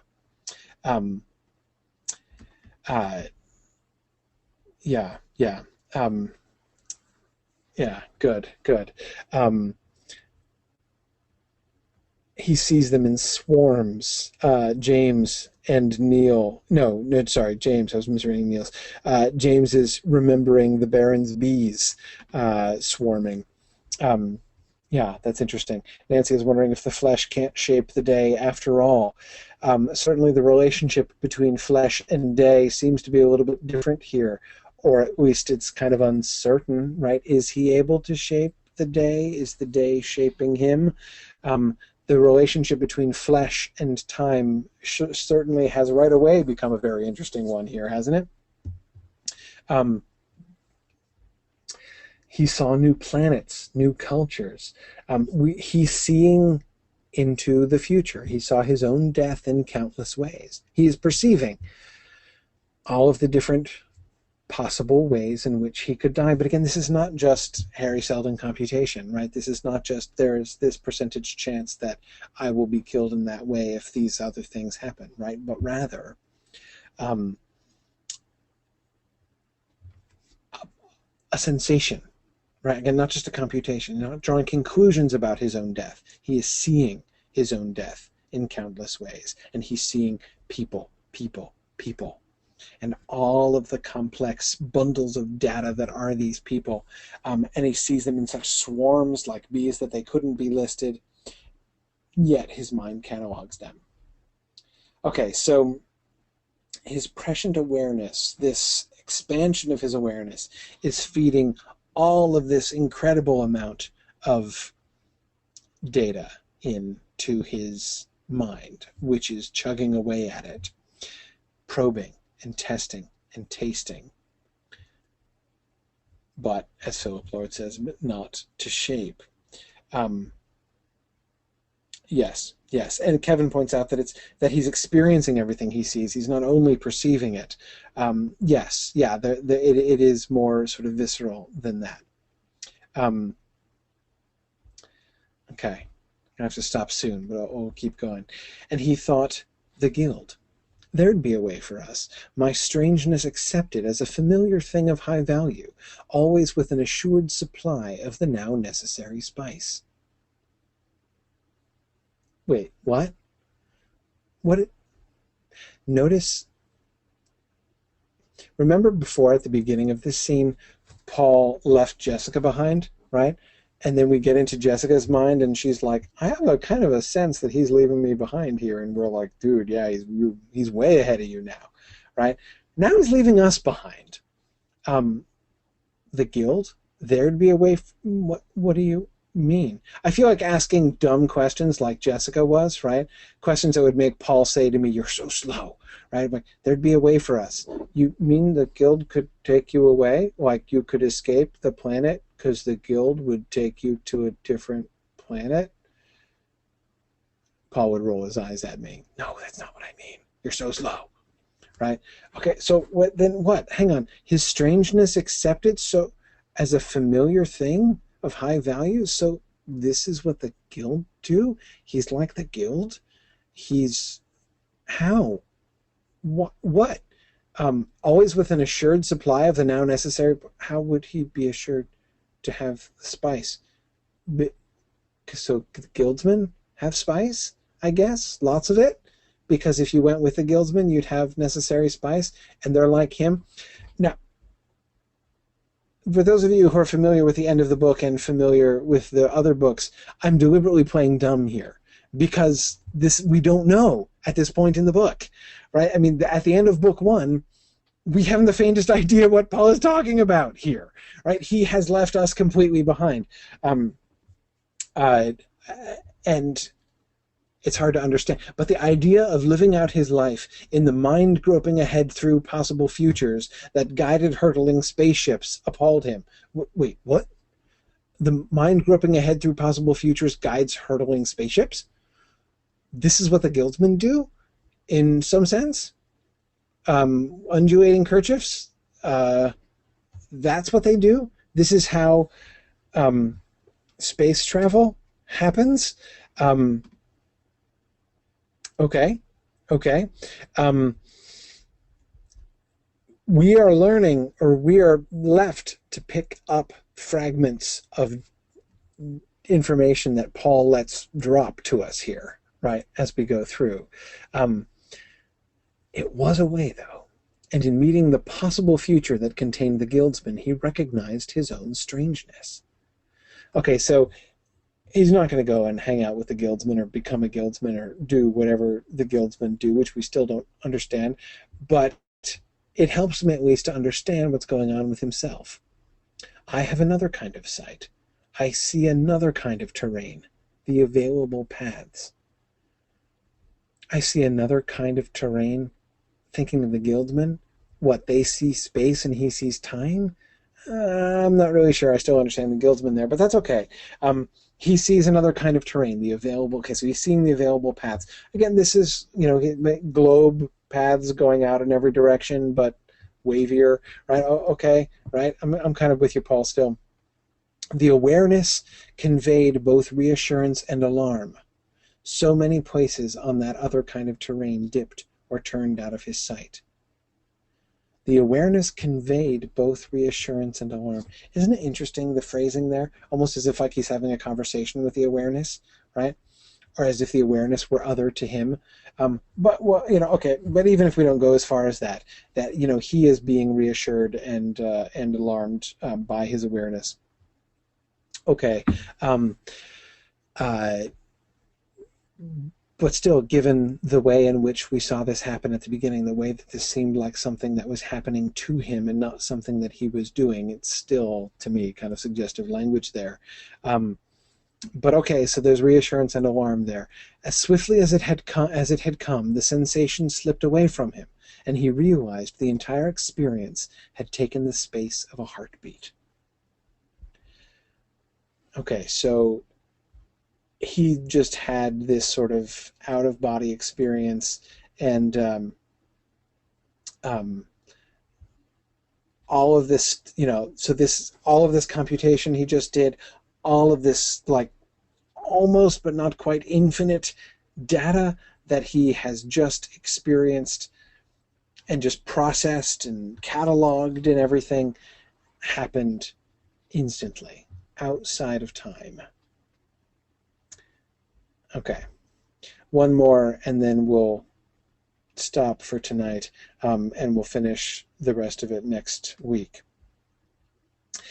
And now he saw that he had a wealth of data few such minds ever before had encompassed.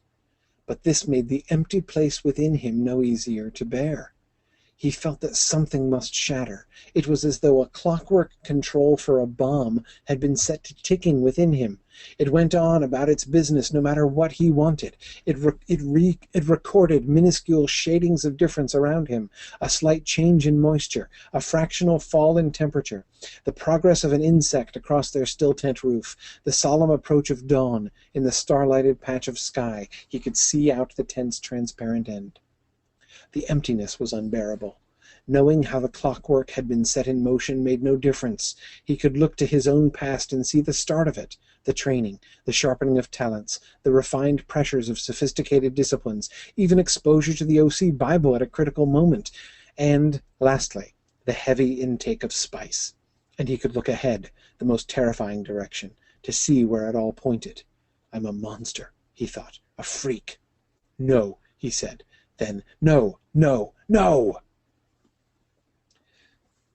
Now it's clear that when Paul says now that he's a freak, he means something quite different than the last time he called himself a freak. Tom Hillman and Philip Lord both at the same moment just typed exactly the same thing. Few such minds? Yeah, very few, I guess. Few such minds ever before had encompassed. My understanding of that is that it's a reference to mentats. Again, he's computing like a mentat. No one perhaps has ever had exactly this experience before. Not exactly the typical mentat thing that he's doing.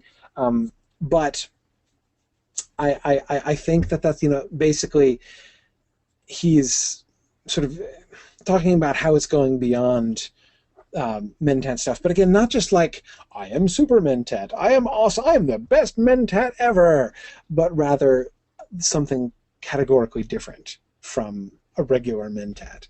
An improvement, or a change, not just in sort of in quantity, but in quality. Okay. So he has this wealth of data, but this made the empty place within him no easier to bear. What empty place? The empty place where his mourning for his father should be? That's what he was focused on before.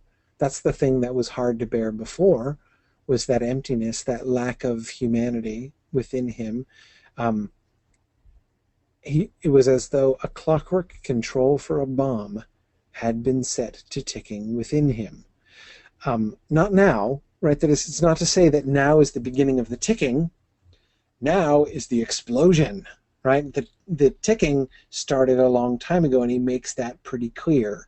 He could look, in the next paragraph there, he could look to his own past and see the start of it, the training, the sharpening of talents, the refined, all of these things contribute to it, right? He's been ticking for a long time.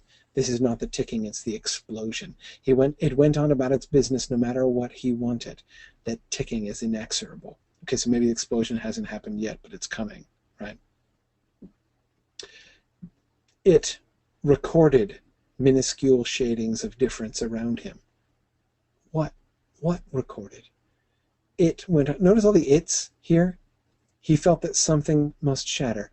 It was as though it went on. It recorded. I just sort of pause there for a second, do a style time pause for a second. Do you see what Herbert just did with the pronoun it in those three sentences? He starts three sentences in a row with the pronoun it. The first time he uses the pronoun it, he uses it in a completely, in a totally vague way, right? It was as though. So that pronoun it doesn't refer to a specific, it doesn't have a specific antecedent, right? It just points to the it, right? It was as though, right? This is one way that you use the pronoun it, right? That kind of a generic pronoun is often used not to refer to a particular antecedent, but just to function as the subject of the sentence when the subject of the sentence is indefinite, right? And in that phrase, it was as though, is exactly the kind of way that kind of it is often used, right? So anyway, so there's no specific antecedent to it other than like the general, like it's very vague, like the experience, what he was feeling. Then in the second sentence, it went on about its business.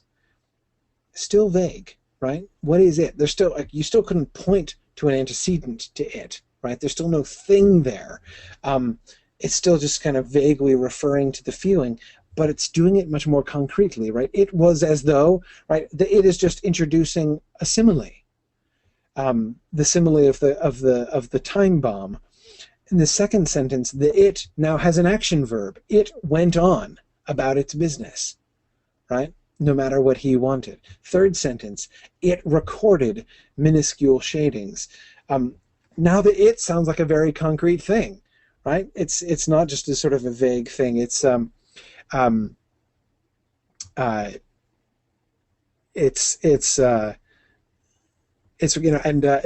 both Tom and Nancy are saying, well, the it seems to be the clockwork control, right? It can't be in the first sentence, right? The clockwork control for the bomb is merely the simile that the it introduces there. You could say it went on about its business. Well, the clockwork, that one clearly refers to the clockwork control. Okay, does the third one? It recorded minuscule shadings of difference around him. So the clockwork control for a bomb is recording minuscule shadings. That's not what clockwork controls for bombs do, right? Nick Marazzo says Marazzo or Marazzo. Is it just the Z's or is there? Just wondering, Nick. I always like to be able to pronounce people's names correctly, though I often guess wrong. The TZ Marazzo. I thought so. Okay. Nick says the it is his awareness. It does sound like that, doesn't it? First, it seems to refer to sort of the general experience, but by that third one, it recorded minuscule shadings.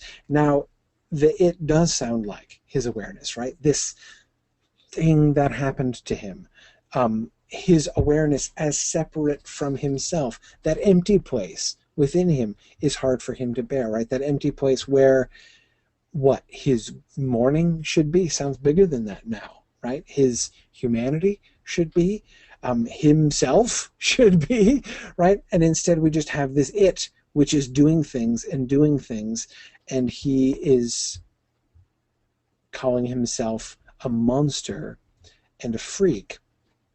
But there's more. The emptiness is unbearable, we repeat.